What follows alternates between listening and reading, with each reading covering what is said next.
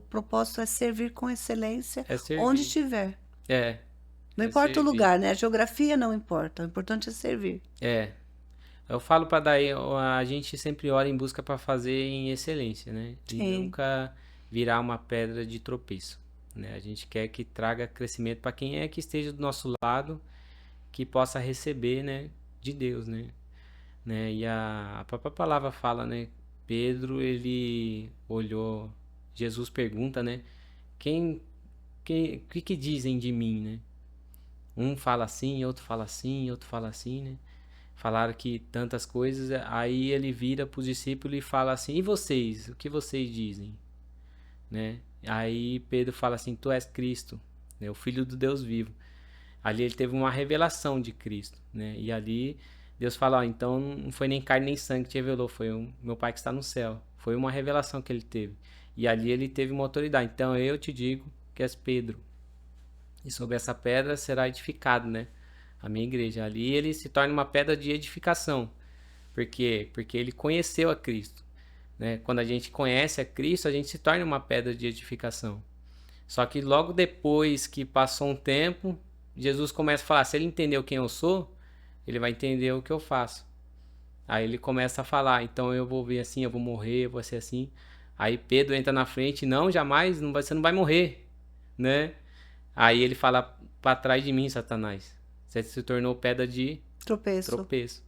Porque até você conhecer o que Jesus é, você torna uma pedra de edificação. Mas não adianta você conhecer quem ele é e não saber o que ele faz. Aí acaba se tornando uma pedra de tropeço. E é isso que a gente quer, a gente conhece ele, mas a gente quer ter a revelação do que ele faz. A gente sempre ser uma pedra de edificação, porque ele é infindável, ele nunca muda. Mas a forma de trabalhar, a forma de fazer, Deus tem as suas maneiras, tem os seus jeitos, né? Mas ele sempre será Deus, né? E a gente quer sempre estar na revelação do que ele está falando, do que ele está, né? O que ele quer para hoje, o que ele quer, e ficar alinhado com ele, né? Para que não se torne uma pedra de tropeço, né? E acabar querendo, né? Saber que o reino de Deus é mais para o próximo, né? Não é para mim. Eu entreguei minha vida para ele, eu não preciso me preocupar mais com a minha vida, né? É ele que cuida da minha vida, que cuida da minha casa, da minha família. E a gente quer edificar o reino e fazer, né? É, Que Deus faça em nossa confiar, né? De confiar no verdade Senhor. confiar, né? Entregar o comando, o controle, né? É, para que ele ter essa visão, né? Do que Deus tem, que Deus está fazendo, né? A gente tinha Sim. comentado em Isaías, né? A palavra fala que no ano que morreu o rei Uzias, né? Isaías viu a glória de Deus. Porque enquanto um povo estava vendo um trono vazio, Isaías viu um trono de Deus. Então o governo não tinha perdido. Enquanto o povo achava que estava sem governo nenhum, Isaías viu que tinha um governo que nunca ia acabar, né? Um trono que estava ali. E lá ele viu, né? Os anjos falando que ele é santo, que ele é santo, que ele é santo. E quando ele teve o reconhecimento ali de o que Deus é, ele acabou reconhecendo quem ele mesmo é. Ele é um homem de lábios impuros, né? Porque ele teve um reconhecimento de Deus ali, viu o trono, mas reconheceu quem ele é. Porque versículos antes você vê ele falando ai de todo mundo, né? Ai daquele, ai daquele, ai daquele. Depois que ele vê Deus, ele falou assim: ai de mim, que sou um homem de lábios impuros. E ali eu vejo que é um maior reconhecimento, né? Que a gente tem é isso, né? Não é só pela graça, né? E ter a fé. Ali a gente encontra a salvação. É Sim. pela graça, através da fé. Então ele viu ali o trono e reconheceu que em ele era. Porque até pela lei você se arrependia pelas coisas que você fazia. Mas o poder da graça é isso. Não despreza a lei, mas complementa ela, que é o poder de transformar. Porque até mesmo pela lei a pessoa ela se arrependia do que tinha feito, mas nunca mudava de quem era. E ali Isaías viu e falou: não, eu sou um homem de lábios impuros. É um reconhecimento de quem ele era e trouxe, né, essa. Aí veio e tocou e transformou ele. E tudo começou por uma visão, né? Então é isso que a gente não ter a visão curada, né? Naquilo que Deus está mostrando, Deus está fazendo, ter a revelação do que Deus está mostrando hoje, né? Eu creio que isso que é a importância, né? Da busca, de estar com Deus, buscar a Deus. Essas coisas, assim, tudo que quando você mudou esse culto de envio, tudo isso, essas pessoas, elas nunca vão esquecer tudo que, a marca que vocês deixaram lá, né? Porque isso vai ficar.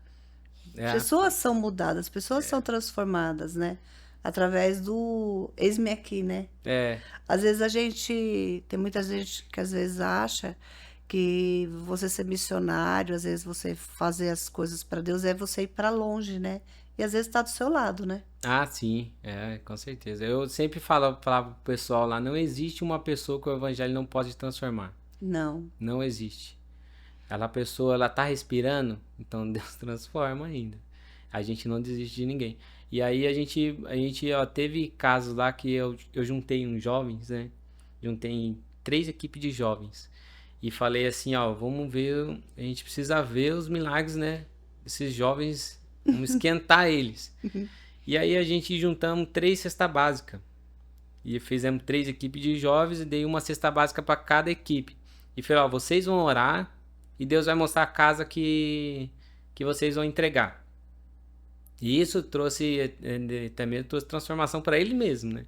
E foi aquela benção, porque jovem é uma benção. Aí começaram a juntar, já começar a fazer plano, de juntar na casa de um. E vamos buscar em oração, vamos fazer assim, vamos consagrar, vamos já deixar eles livres para eles fazer. E na hora da entrega, o primeiro jovem falou assim, ó, Deus mostrou aquela casa. E a gente pegamos, fomos, era um barraquinho mesmo assim, né? Feito quase era uma pracinha que tinha assim, no canto da pracinha tinha uma barraquinha. E o jovem falou assim, é aquela casa ali. E a gente chegou naquela casa ali, aí era um usuário que ficava lá. Aí eu bati na porta e falei, ó, a gente tem uma equipe de jovens aqui, orou e Deus revelou a sua casa para entregar essa cesta básica. Foi Deus que mostrou para eles, hein? Aí era um jovem, o jovem falou assim, poxa vida, olha aí, eu não tenho força para ir para a igreja veio. Falou assim pra gente, né? E isso é coisa que marca, né, jovem? E aí falou assim, pois então, foi Deus que revelou a sua casa para eles.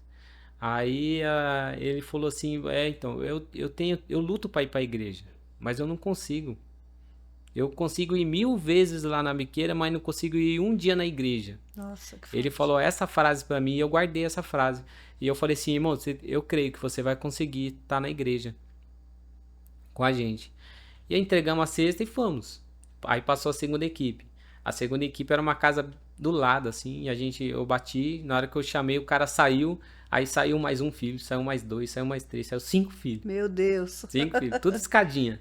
Meu Deus. E o rapaz, assim, com a cara meio assustada, né? Falou assim, ó, a equipe dos jovens orou e expliquei pra ele, mostrou a sua casa.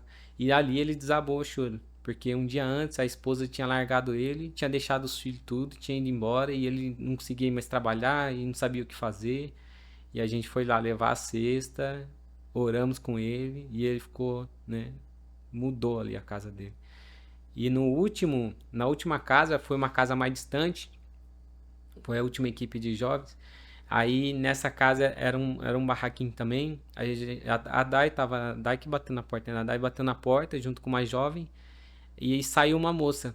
Uma moça. Aí a Dai falou assim, ó, a equipe de jovens está aqui, a gente orou, né? E Deus mostrou que é a sua casa, né, para trazer uma cesta básica. Ali ela já caiu ajoelhada, começou já a chorar, né? Começou a chorar, chorar, chorar, até os jovens começou a chorar também, foi mover. Aí acalmou os ânimos, aí ela começou a explicar, porque ela tinha acordado de manhã e não tinha nada para comer. Literalmente não tinha nada mesmo. E aí ela falou assim, ó, acordou o marido dela, falou, não tem nada para café, não tem nada. Falou, ó, eu vou levantar e vou pedir alguma coisa, né? Eu vou correr atrás de alguma coisa. Ele levantou e saiu. E nisso que ele saiu, ela dobrou o joelho para orar, pedindo para que Deus possa ajudar. Quando ela estava orando, a gente bateu na porta. Meu Deus. Então foi algo assim que acabou marcando todos os jovens. E depois, uma semana depois, a gente fez uma campanha na igreja, porque a gente arrecadava muita roupa. né? Doação de roupa. A gente separava as roupas e fazia a campanha do abraço. A gente colocava o nome, porque eu era. Como é que chama aqueles que fazia na igreja de feirinha, né? Feirinha. Bazar Mas beneficente. absurdo. A gente colocava o bazar beneficente, só que o preço da roupa era um abraço. Só Ai, que que quem legal. ia comprar não sabia, né? Então o pessoal chegava e falava assim, pegar, vou levar isso aqui, quanto que sai isso aqui? Aí a gente ia lá, né, fazia toda a cena, né? Fazia as contas de quanto abraço ia ser. Aí somava isso daqui, você consegue com uns 3 abraços, você leva tudo isso aqui. Aí a pessoa começava a chorar, começava a se abrir, contava a vida, tudo. E nisso entrou um rapaz. Um rapaz pegou, entrou e eu conheci ele, que era o primeiro rapaz da cesta que a gente tinha entregado. Meu Deus. Ele entrou na igreja e começou a separar umas camisetas, algumas coisas assim, tudo separou, tudo. Ele falou: esse daqui não consigo levar, não. Vocês não deixam eu levar isso aqui? Eu falei: não, infelizmente tem que pagar. E ele falou: poxa, mas eu não tenho nada, não tenho nada. Eu falei: não, escolhe, gente, você vai conseguir pagar. E ele começou, né, a escolher lá, achou que ia sair de graça, né? Aí, na verdade, a gente pegou e falou assim: ah, não, então, em tudo isso aqui você vai levar, uns 2 abraços paga. Aí ele começou a chorar também, né? A gente abraçamos ele. Eu falei: você não lembra de mim, não? Aí ele falou assim: não, não lembro. Falei assim: a gente é a equipe de jovens que foi levar a cesta básica na sua casa. Aí ele lembrou, foi: poxa, eu lembro de vocês, eu lembro de vocês. Eu falei: então, você não tinha falado pra mim que você não tinha, você tinha força pra ir 1000 vezes numa biqueira, não tinha força pra ir um dia na igreja? Onde você tá? Você conseguiu. Aí foi esses milagres que Deus foi fazendo ali, foi crescendo, foi ali. Aí os jovens, né, ficaram tudo incendiados, começaram, né, a benção. Aí foi os frutos da oração dos jovens.